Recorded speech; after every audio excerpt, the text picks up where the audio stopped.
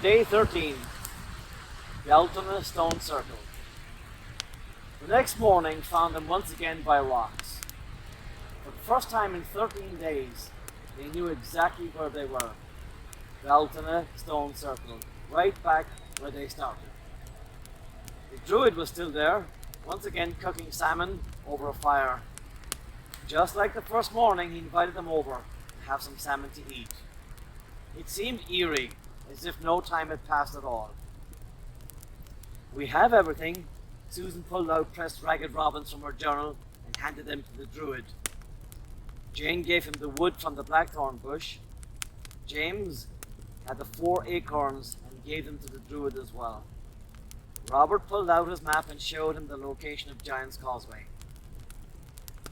"And the friendship of the red deer?" asked the druid.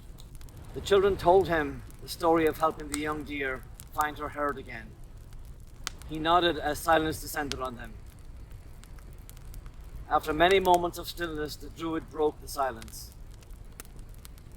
"Why so quiet?" "It's our last day," sighed Susan. "I thought you wanted to get home," said the druid. "We do, or I do. It's just..." James had a hard time finishing his sentence. "We're going to miss the wolfhound," cried Jane. "And exploring Ireland," added Robert. Suddenly all 4 children were talking at once. They loved the adventure, they missed their families, they wanted to go home, but they wanted to stay. The druid sat quietly and let the children exhaust their words.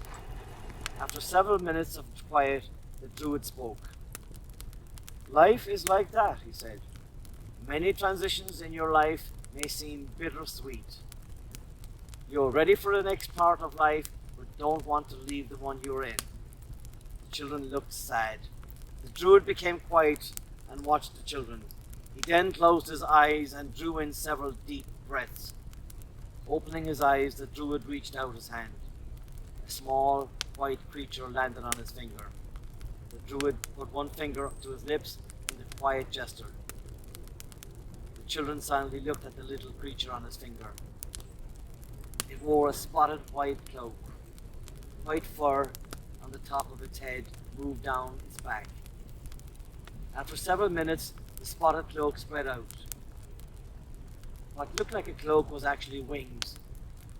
The little creature began to flutter around the druid and then flew away. "Was that a fairy queen?" asked Susan in awe. "That was a white ermine moth," answered the druid. "You can only see them from May to July. They are quite regal. This is a creature that has some transitions. It stays an egg between 4 and 5 days, then hatches into a tiny caterpillar. For the next 25 days it eats and grows as fast as it can. Then it races around looking for a good spot to winter. It winters in a cocoon until May. During that time, it changes completely from a caterpillar into this beautiful moth. So you see, all creatures have transitions. You are experiencing one right now. The magic of Ireland will follow you." "How?" asked James. The druid reached in his pocket and handed Jane a 4-leaf clover. "The magic of Ireland is not contained on this island," continued the druid, shaking his head. "It is a small part of the bigger magic in all the world. You are already magical just because you are you. You carry that with you everywhere you go. What you have learned here, what you have experienced, will be part of you always. What you do with it is up to you." The druid's words didn't make complete sense to James, but somehow he felt better. All the children felt better. Looking at the wolfhound, the children noticed he hadn't talked all morning. The druid smiled. "I couldn't send you home being able to communicate with animals. People would think you crazy." The wolfhound gazed at them. They seemed to be able to understand him now, even without the gift of animal speak. They spent the day chatting with the druid and hanging out with the wolfhound. They walked around the stone circle, marveling at how large the stones were.